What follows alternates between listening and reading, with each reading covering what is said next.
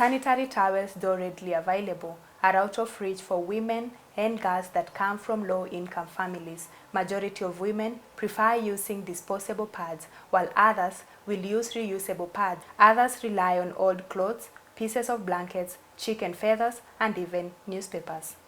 According to a report by UNICEF, it's noted that 1 in every 10 school-going girls do not attend schools when they are menstruating.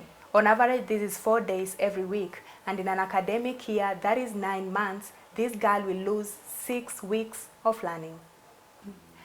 Welcome back. Today we are discussing menstrual health, and you have seen that menstrual products are a very essential amenities for young women and girls.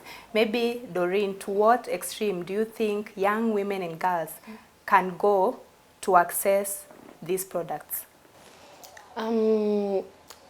We have seen cases on TV where because of period poverty, young women and girls end up to an extent of selling their own bodies in exchange of getting a sanitary towel. Last year, Kilifi County was named amongst one of the counties that had the highest teenage pregnancy rates, and it was associated highly with poverty because this young girl goes to school. They don't have money to buy a pad, and it reaches a point where at home things are bad, things are so bad that they cannot even afford food. So when they meet somebody who is willing to buy for them a packet of pads, to give them like 200 shillings, they feel like that is basically their savior. And this was putting them at a very, what is it called? It was exposing them to early pregnancies, and it was also exposing them to new HIV infections and making them teenage mothers. And some of them ended dropping out of schools. So you can see that the aspect of period poverty has driven young women and girls to do things that are very, like unconventional, we can say, because there was a time we saw on TV the stories of young women in Turkana County being excluded from their families. They're like put somewhere so that they can sit on the ground until their periods are over. Some of them are even using feathers, you know, some really weird things, so that at least they can try and control their periods. So when you look at it, you try and say that pads should really be made available, you know, like they should be something that is very available, so that somebody does not reach that point of lack, you know, that because those are things that expose their sexual and reproductive health to other new infections as young women and girls. Yeah. And from your response, I've seen that there is a period stigma. Maybe this girl did not get someone to speak to, for someone that maybe can help them without them giving anything in return. Yeah. How do we end period stigma? Well, we first end period stigma by talking about it. You know, for the longest time ever, we have there are issues that we don't address in the African society. And I think it's time we start looking at these things in a normal way, where mothers are able to talk to their children openly about the issue of periods, and that they are a normal thing, and they happen to every young woman and girl. But for the stigma to end, it has to be like, this is not something that is abnormal. This is a normal biological process, and it happens to everyone in the world, and they have to accept it and be open about it. Because you find that when we are growing up, there was a small book that always used to give out to most of the schools. I don't know why they stopped giving out that book. It used to be called About Me. At least it used to give the education to these young girls. They used to be, and it had some really nice information in there.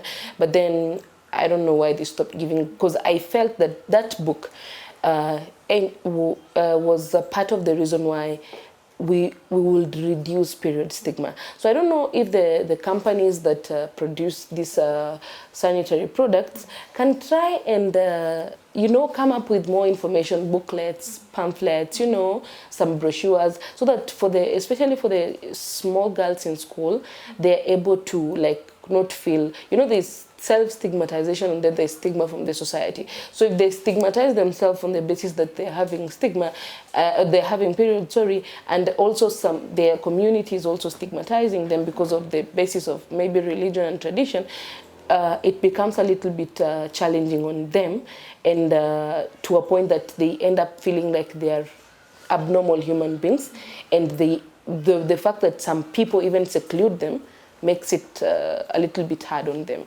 So I feel like this is an issue that should be discussed openly. You know, let the information be out there. You know, if it has to run on media houses, let it run. Let the information go out there that, you know, this is something that is normal. Let us stop treating it like an abnormal thing.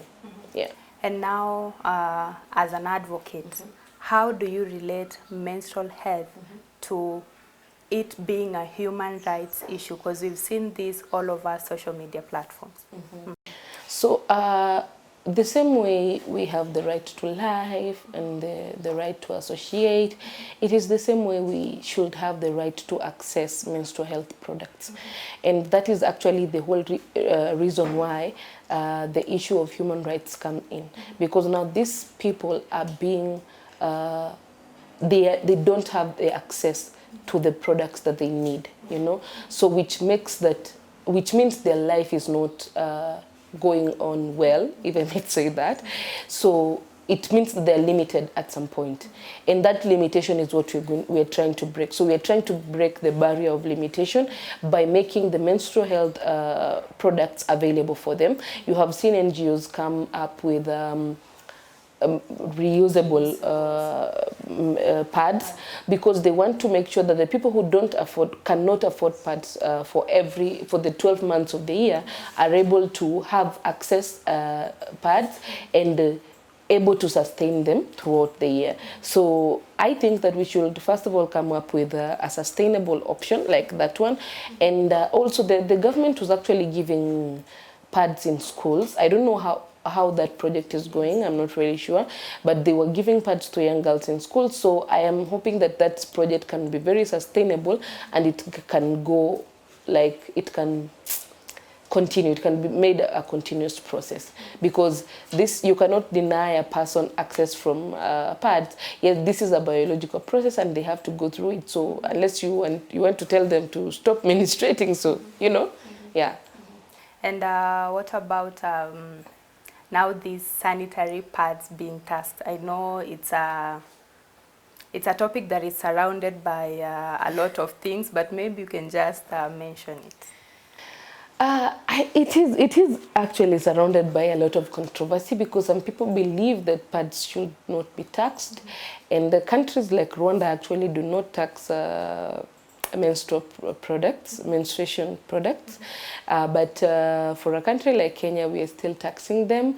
So I don't know, like, I feel like they should be tax-free. I feel like they should be exempted from tax, so that at least when they hit the market, they can be affordable for everybody, so that you can be able to access them at a very at a very affordable price for people. Because there was a time, actually, there were a brand that used to go for as low as 30 shillings, but nowadays you can't get that. And you know, for some people 30 shillings is little, and you can even say, yeah, you know, somebody is lucky, let me buy for them the 30 bob one. But nowadays you find it's as high as 180, 200 shillings. So, you know, so I feel like they should really exempt the menstruation products from being taxed, so that at least they can make it more accessible, you know. And for the ones that are especially that are processed locally, they should honestly be tax-free. Yeah. Okay. And maybe your parting shot to our viewers. So my parting shot to the viewers today is menstruation is a biological process. Let us not make it a stigmatizing thing. And if you see somebody, a friend, a neighbor, a young girl struggling to access menstruation products, just be supportive. Be supportive to them because they need it. God knows they need it. So let's try and show some love. Yeah.